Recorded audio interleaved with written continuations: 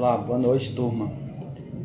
Vamos iniciar o nosso estudo sobre ciência da natureza, agora na parte de química, né? Bom, pessoal, a química, ela está no nosso dia a dia, né? Ou seja, quando você cozinha, né, você está basicamente mexendo com a química, né? Então, a química, ela está presente no nosso cotidiano. Então, nós vamos ver aqui o seguinte.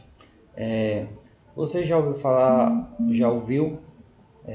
a expressão, no dia a dia, expressões como alimento sem química, tratamento para o cabelo sem química ou limpeza sem química. Geralmente essas expressões se referem a produtos que não agridem ao meio ambiente ou à saúde, mas será que estão corretas, né? Quando se fala em sem química, um alimento sem química ou cabelo sem química, quer dizer que ali não há produtos químicos que prejudicam a saúde, né? Mas isso não está correto. Mesmo que o produto não tenha determinadas substâncias prejudiciais, não significa que seja isento de química. Então, de fato, as substâncias químicas estão em tudo e nos rodeia desde alimentos até produtos de alta tecnologia, como celulares, computadores. Não existe nada sem química. Tudo à nossa volta é composto de substâncias químicas que continuamente se convertem em outras substâncias ou passaram por longos processos de conversão até chegar ao estado em que se encontram. Além disso, todas as substâncias apresentam propriedades que podem ser verificadas como cor, dureza, resistência mecânica, transparência e etc. Isso aqui, pessoal, são na verdade as propriedades das substâncias, né? Então a gente observa que tudo existe, todo material vai existir uma química, né? Não vai existir nenhuma coisa sem química, né? Então, mas alguns objetos, algumas substâncias a gente pode verificar através dessas propriedades. Então, a química como ciência dedica-se a estudar processos naturais ou artificiais em determinadas substâncias se transformam em outras, como novas propriedades, por exemplo, por meio do estudo da química de outras áreas das ciências naturais. Pode-se investigar o que constitui a matéria e do que é feito o universo. Então, nós vamos ver as propriedades basicamente nesse primeiro capítulo, né? Então, nessa unidade. Bom, então aqui, o que você já sabe? Antes de começar o estudo deste tema, vamos refletir, né? Refletir sobre a respeito das substâncias químicas. Para isso, pense nas seguintes questões. Pegue um objeto simples como uma caneta, um livro ou um par de óculos e tente identificar quantas substâncias químicas compõem esses objetos. O que faz você pensar que partes diferentes desse objeto são feitas de substâncias distintas. Por esse objeto não é fabricado utilizando apenas uma substância. Você utiliza algum método de separação e misturas do seu dia a dia? Reflita, por exemplo, sobre a atividade de como fazer um café ou passar um aspirador na casa, que materiais são separados nelas. Então, nesse primeiro momento, vocês vão responder essas duas perguntas. Vocês vão pegar um objeto, né, do dia a dia e vão verificar quantas substâncias químicas compõem esse objeto, né? E também questão de separação, são os métodos de separação. Por exemplo, quando a gente vai catar feijão, existe um método de separação.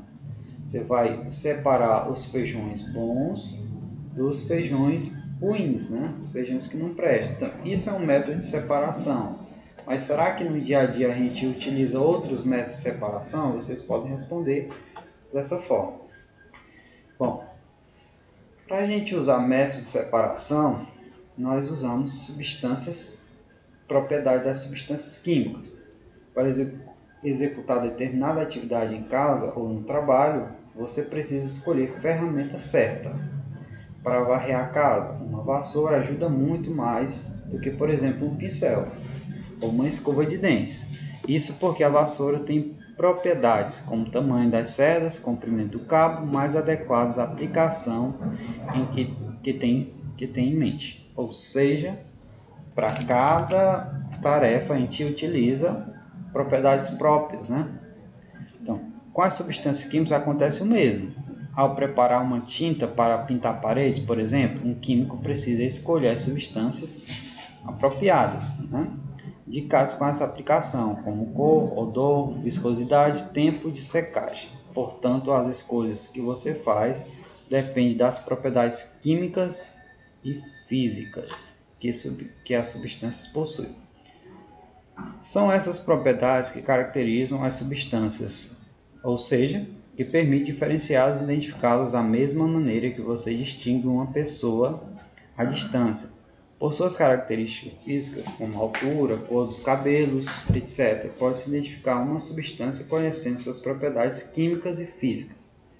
Nenhuma substância tem o mesmo conjunto de propriedades de outra. Na química, 3 propriedades físicas se destacam: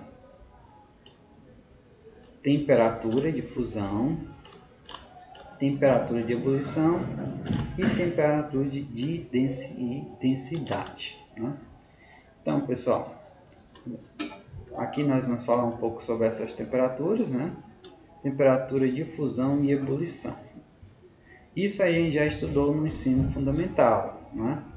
Então, pode ser apresentado em 3 estados: o sólido, o líquido e o gasoso, né?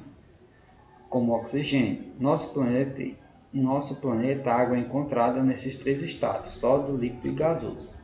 Então, aqui nós temos as passagens: estado sólido, líquido e gasoso.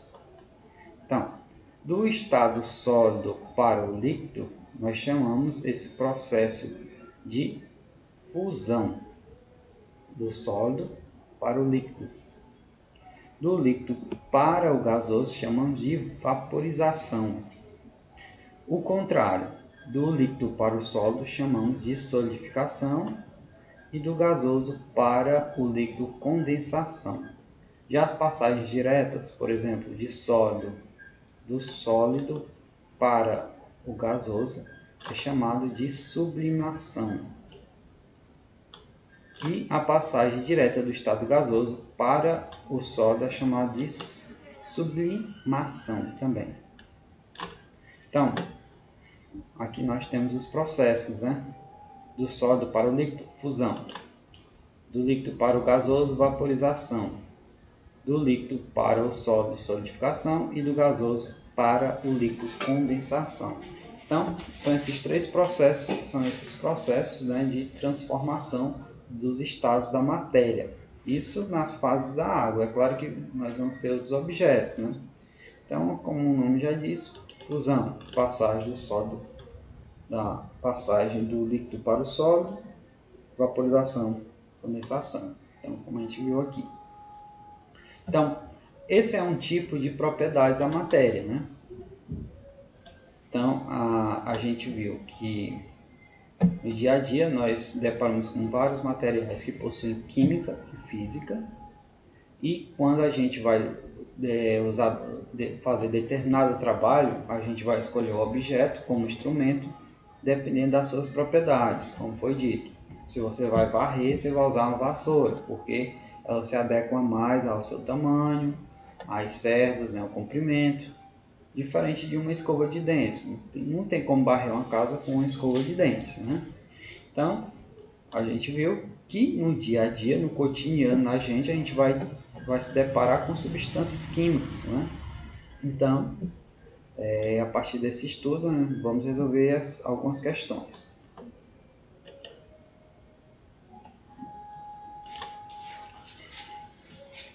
Primeira questão para resolver é essa aqui. Vocês vão pegar um objeto simples, como uma caneta, e vai determinar quantas substâncias químicas compõem aquele objeto, né? O que faz você pensar que partes diferentes dos objetos são feitas de substâncias distintas. Por exemplo, eu pego uma caneta, tem aquela parte do plástico, né? Tem a parte do plástico, tem a parte líquida, né? E tem a pontinha da caneta. São 3 substâncias diferentes, né? Por que esse objeto não é fabricado utilizando apenas substância? Por que uma caneta você não pode ir fazer ela com a mesma substância? Porque ali vai ter elementos diferentes. Por exemplo, tem o sólido do plástico, tem o líquido da tinta, né? E a segunda pergunta: você utiliza algum método de separação no dia a dia? Reflita, por exemplo, sobre a atividade de fazer um café ou passar um aspirador de pó. A questão de fazer o café, né? Você vai explicar, você vai coar o café, né? Você não vai fazer o café junto com e tomar junto com o pó, né? É um processo de separação. Então, resolver essas duas questões, dando um exemplo que vocês vão achar aí no dia a dia de vocês.